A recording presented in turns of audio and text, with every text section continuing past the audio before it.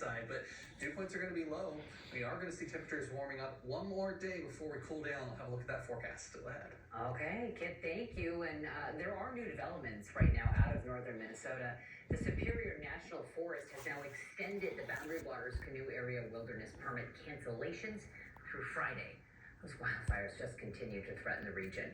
Right now, the BWCA is closed under an emergency order that was issued on the 14th. And officials say despite the recent rain, hot, dry weather is expected to return, and that could further increase the risk of fire. Today, the U.S. Forestry Service shared a new update. There are still 15 active wildfires, with 3 burning inside the Boundary Waters. More than 71,000 acres have burned so far. I assure you, fire officials are working very hard to contain these fires and keep them from spreading to populations as well as buildings. And the evacuation orders do remain in effect in Lake, St. Louis, and Cook counties. Officials are asking the public to follow all evacuation closures and restrictions. And we'll be following those wildfires in northern Minnesota. Officials say we're going to potentially be watching this until winter. We have every development for you as crews work to get the situation under control. Find that here on air and across our digital platforms. Now, turning to the latest in the war with Iran. The U.S. military launched new airstrikes against Iran earlier this evening to swiftly punish the country for killing 2 American service members in Jordan. U.S. Central Command said that the strikes today were designed to further degrade Iran's ability to restrict traffic of oil tankers. 2 American service members have been killed. They died on Friday, but they've not yet been identified. And this is new video you're seeing appearing to show the missiles hitting that airbase. This is the base that houses U.S. personnel. 1 other service member is still missing, and 4 others were hurt. And new tonight, Minnesota lawmakers are reacting. Governor Tim Walz saying in part, Minnesota is sending our love to the families of the service members who were killed in Jordan. House Majority Whip Tom Emmer from Minnesota's 6th Congressional District calling the deaths, quote, horrible news, going on to say that he is praying for the victims' loved ones. And current U.S. Senator and Democratic candidate for Governor Amy Klobuchar says she is heartbroken and she's praying for the safe return of the missing service member, calling for an end to the war. These are the first U.S. combat deaths in the war with Iran since the earliest weeks. The attacks came just minutes after Iran suspended its commitments in the peace deal with the U.S. The new supreme leader of Iran warning of unforgettable lessons for America. We'll continue to follow any breaking developments. We'll bring it all to you right here on air and with the KSTP app. Back here in the Twin Cities, new tonight, the Red Cross says it is helping residents displaced after that massive fire at the Helix Apartments right there along Highway 7. Our 5 Eyewitness News camera was there on the scene today. The St. Louis Park Fire Department says this fire destroyed 90 units.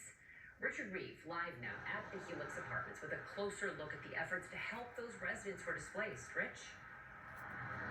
Yeah, Leah, pretty emotional scene here. A lot of folks coming by to check out their apartments to see what kind of damage they have. And also some folks say they have their pets inside. Now, nobody is allowed inside that building except for firefighters. Let's take a look. You can see why. Look at the damage over there. You can see all that debris on the ground. Still, agencies like the Red Cross and the Salvation Army are stepping up to help. That's the most important. Hem Altar and his dog Lucy are safe now, but they've lost almost everything. It's very devastating. Like, as I was telling my friend, I was like, I never thought I would ever live a life and just experience anything like this. Altar was on the way home Friday, even as the fire at the Helix Apartments was spreading. He got Lucy out, alarms blaring, but couldn't return Saturday. They let me in, and as we were walking through the building, it got cut off because of the damage, and they were like, yeah, we can't really go further than this. As authorities let some residents in for just 5 minutes to retrieve belongings, this volunteer aid station sprang up with water, food, and clothing for displaced residents. Just saw the chaos and the trauma and the grief and walked around and just started connecting the dots, figuring out who's doing what do people need, helping people regulate the best that they can. The damage on the west side of the complex so severe, police sealed the building off. No one in or out. Trying to get some of my documents, passport, ID, those sort of things, because all that was in the apartment too. Jeremiah Heeson has family and friends to stay with. After living here just 7 months, he has to start over. I can only imagine now everything's just ashes, but that was my whole life. Years of collecting books, lots of photo albums, Polaroids. The Red Cross now setting up a shelter at St. Louis Park Middle School until people can get back on their feet. See, you know, you're trying to help these folks. It's got to impact you, doesn't it? It does. I've been doing volunteering for 42 years, and each time it tugs at the heart. Yeah, a lot of emotion here. The Red Cross says it will keep that shelter open as long as it's needed. Now, just moments ago, we saw 2 firefighters go inside the building. We know they're checking for hot spots, but also we believe they may be looking for some pets that are inside that building. Of course, we'll keep you updated.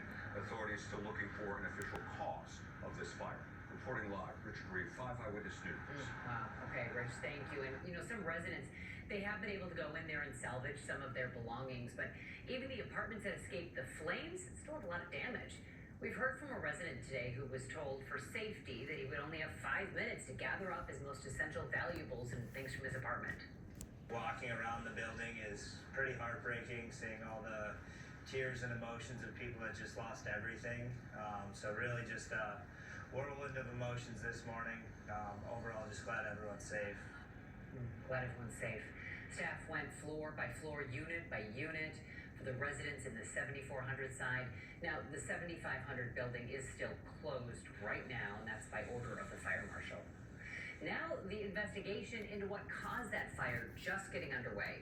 Harrison Klopp spoke with residents and with a fire investigator about what comes next. What's next seems to be the big question in St. Louis Park right now. As you can see, the damage at the Helix apartment complex is still extensive. If we start on the first floor, you can see that water from all of the units here yesterday that were treating the fire just pouring down the side of the building. But if we move all the way up to that 3rd floor, when we learn that fire started, you can see that roof is completely burned off. But let's move to the side of the building where there's burned gutters, debris all over the place, and really just scraps of what is left. But if we zoom in on that first unit you see there on the 1st floor, I spoke with the woman that lived in that unit. It tells me she's one of the many residents that lost everything. How does it feel to see that? I'm just in disbelief. We took a walk with Connie Willis this afternoon, who showed us outside her unit at the Helix apartment complex, or at least what's left of it. They won't even let us come in. Connie was told by damage control assessors this morning that her unit was completely destroyed. So you've lost everything. I don't have an ID, I don't have a purse. I don't have anything right now. We also spoke with forensic fire investigator Warren Bruner today, who would not speak to the specifics regarding this fire because he might be called to investigate it. But after 20 years of investigating apartment fires, he told me once the fire leaves one unit and gets outside, it can spread quickly. Generally, siding is vinyl. Vinyl is very combustible, so it aids in the fuel of the fire. And then it hits the soffit and gets into the attic. There is no sprinklers in the attics. And then you have a roof fire. For what's to come, Warren says investigations of this magnitude could often take a while, as he expects the whole complex to be looked at. It's very tough, and it takes a lot of time, and this is not solved in one day. We're trying to find that answer. What is the competent addition source? But for Connie Willis, she says she can't wait any longer. I'm living in a place of uncertainty right now. I don't know what's next. I don't know. I got kids. I got dogs. Like, I know it's coming, but coming is not now, you know? I need security. I need comfort. The latest update on the fire came earlier today from the city of St. Louis Park, saying the cause of the fire remains an active investigation. From St. Louis Park tonight, Harrison Klopp, 5 Eyewitness News. And Harrison, the city of St. Louis Park is now partnering with the nonprofit STEP to organize help for residents. They're collecting food, clothes, gas gift cards, diapers, monetary donations too. We have a link in the KSTP app. You'll find it under Featured on 5. And we'll continue to bring you the latest on this investigation here in the air and in the KSTP app. More local headlines. We know one person is dead and 2 others injured in a shooting in St. Paul's Frogtown neighborhood. St. Paul police responded to reports of an assault And shots fired at Edmond Avenue West and North Kent Street. It was shortly before 4:30 this morning. Officers say there was a large gathering of people and a man with life-threatening gunshot wounds. He was taken to the hospital where he died. Another man and woman were also shot, but they took themselves to the hospital, and both are expected to survive. The victim has not yet been identified. Police say no arrests have been made at this point. This is the 8th homicide in St. Paul this year. We're going to take a live look at it. Interstate 494 in the South Metro with a reminder for drivers tonight. Both directions are closed between Highway 100 and Highway 77. Sure looks quiet out there, doesn't it? 494 will reopen by 5 o'clock Monday morning. You can see the detours there. That's the green on your screen. That includes taking Highway 100, 62, and 77. Still ahead, a once historic St. Paul neighborhood library is reopening its doors. How the past and the present come together inside this new space, and the new additions next. Right now,